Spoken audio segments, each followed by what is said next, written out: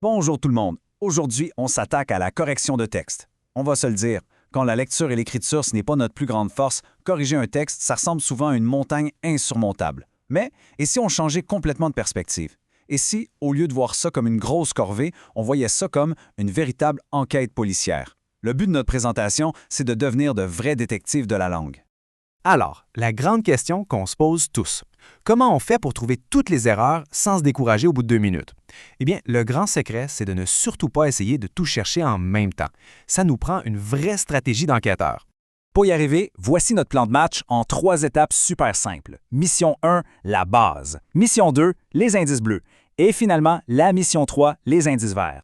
Allons-y tout de suite avec notre toute première étape, la mission 1, la base. Bon, avant même de sortir notre grosse loupe, on doit sécuriser le périmètre. Ça veut dire quoi au juste? En gros, on lit le texte et on se demande d'abord, est-ce que c'est clair? Est-ce qu'on comprend bien l'idée? Ensuite, on vérifie les signes vitaux de nos phrases. Est-ce que chaque phrase a un sujet et un prédicat? Et pour finir cette étape, on regarde les frontières. Ça prend absolument une majuscule au début et une bonne ponctuation à la fin, comme un point ou un point d'interrogation. Une fois la base bien solide, on passe à la mission 2, les fameux indices bleus. C'est ici qu'on sort nos outils. On prend un surligneur et on vient mettre tous les groupes du nom en bleu. Pourquoi on fait ça? Eh bien, c'est pour isoler visuellement nos suspects. Les noms, les déterminants, les adjectifs, on les met en évidence. Comme ça, on peut vérifier leur identité facilement. On regarde s'ils sont bien accordés ensemble, en genre et en nombre. S'ils font partie de la même gang, du même groupe, ils doivent absolument s'entendre parfaitement.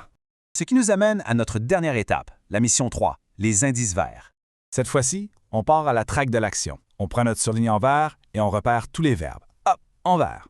Notre mission ici, c'est de s'assurer que chaque verbe est accordé parfaitement avec son sujet. Dans notre métaphore d'enquête, c'est exactement comme s'assurer que l'action correspond précisément à la personne qui l'a commise. Pas de sujet sans son bon verbe.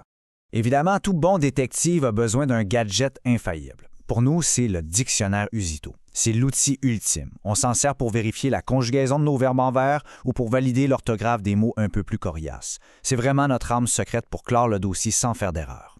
En fin de compte, la correction, ce n'est pas un fardeau. C'est juste une enquête super méthodique, étape par étape. Avec un peu de méthode, du bleu pour les noms, du vert pour les verbes, ce qui semblait impossible devient soudainement très accessible. La question qui tue, pour terminer, qui a l'audace et la curiosité nécessaires pour élucider le tout prochain mystère linguistique? Le dossier est entre nos mains.